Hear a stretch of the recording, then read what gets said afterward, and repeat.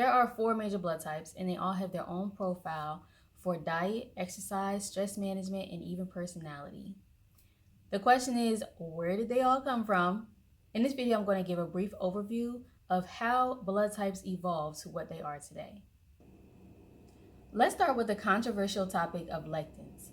Lectins are proteins that are in all organisms, including your body and your food. I love etymology, so when I found out that the Latin term for lectins means I choose, it all made sense. So in applying that to your body, it means that your body's lectins choose what they want you to eat. There are foods that they like and there are foods that they don't like. So much so that they will market for your immune system to destroy it. This is where agglutination comes in. When a specific food enters the wrong body, the lectins activate agglutination and they begin to stick to and clump up with cells that are nearby, acting like glue. Agglutination is the clumping up of particles. This clump is now a threat to your body, and the whole clump will be marked for destruction for your immune system to destroy, good cells and all. Now, this is not an ideal state of health for us to be in, because who wants to lose some good cells for some macaroni and cheese? Not me. It's definitely not worth it. Now that we've gotten that out of the way, let's talk about how these lectins decided to have a preference through the evolution of blood type. Blood type O, the largest blood group to this day at 45% of the population, was said to be the first and second blood type to show up on the Earth scene. Really, it was blood type A to show up first, the plant eaters, but they disappeared somehow. I have my theories. But type O stole the show in Africa and became the first to be studied. Type O's were hunters and gatherers, eating mostly meat that they caught while hunting. They were tall and strong with hardy digestive tracts with a lot of stomach acid to break down the meat that they were consuming. Type O was all about survival, and they even fought other tribes for hunting territory so that they could survive. Sounds familiar? They grew to the top of the food chain because nothing could stop them. After a while, they grew so large in population that they killed and ate all of the nearby animals and needed to relocate. Some of them moved north into Europe and Asia and soon became to realize that they just were not going to be eating the same type of food that they were used to eating. So to stay alive, they tried eating plants. It wasn't the easiest transition, but the type O's were able to tolerate eating plants. Their genes altered their functions to adapt to the new environment and food sources. As a result, the blood type O's evolved into blood type A's. Now, these type A's were totally different than the type O's they used to be.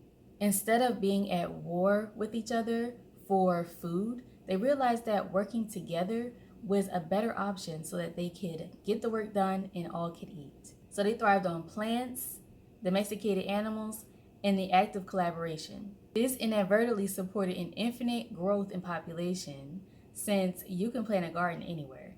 Opposite to the type O's they used to be, type A's evolved to have lower stomach acid, which is ideal for the slower breakdown of plants, but not ideal for meat consumption. So they did not eat meat. In addition, type A's created the sedentary lifestyle, building permanent homes so that they could live near their crops. Since these homes were close together, they became the first urban communities studied. The close dwelling spaces made way for new diseases to spring up, but the type A immune system evolved to keep them healthy and alive.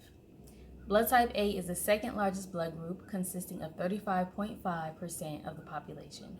Type Bs were created from living in a newer climate due to higher elevation. And I assume that it was pretty cold up there. These people were steppe dwellers, and they grew their livelihood herding and domesticating animals as expert horsemen. Their diets consisted of animal meat, cultured dairy, and plants. After a while, blood type B split their migration into two different directions.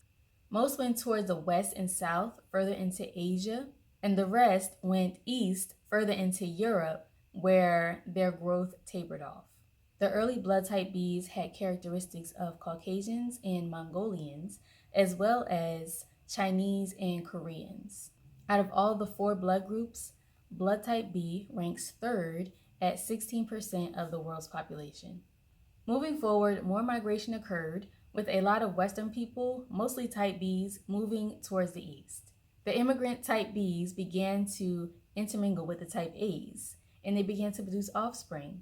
However, their gene pairings did not produce a dominant submissive outcome.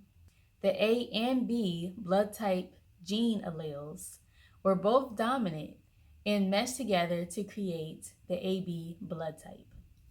As a result, people with blood type AB have characteristics of blood type A and blood type B, as well as characteristics of their own. Yes, they are omnivores, but type AB lean more towards the vegetarian side, having more vegetables for their diet than meat. Type AB is the smallest and most recent blood type out of the 4, consisting of only 5.5% of the total population. So that's all 4 of the blood types, and after listening to that, I'm sure you're wondering what your blood type is. And I have a solution for you. You can grab your at-home blood type testing kit in the description of this video. There's a link. It's under $10. You can do it at home, and you get the results immediately. It's kind of fun. I made a video for you to watch so that you can watch me do it. It's easy. On this channel, I'm primarily focusing on the profile of women with blood type O, since I am a type O woman and I share many of the same issues that other type O women experience. My issues with digestive upsets, skin rashes, candida issues, thyroid malfunctions, and so much more.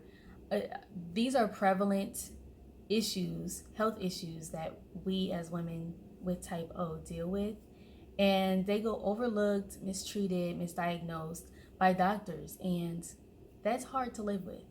This has been my story for years, but over those same years, I have been searching tirelessly for a solution, and I believe that now I have found some answers that I need to share with you all.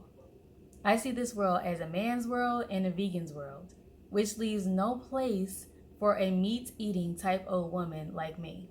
So I created this space so that we can be healthy and thriving in our own way while maintaining our femininity. If you're a type O woman and would like to learn more, be sure to subscribe to this channel and tap the bell so that we can heal together. Now, I know that not all of you are type O women, so I do have some more content coming up for you to understand yourself better based on your blood type as well. And learning about other blood types helps us understand other people better. So in my next series of videos, I will share the food lists, the exercise, stress management, and personality profiles of each blood type. So go ahead and subscribe so you don't miss a video. See you in my next video.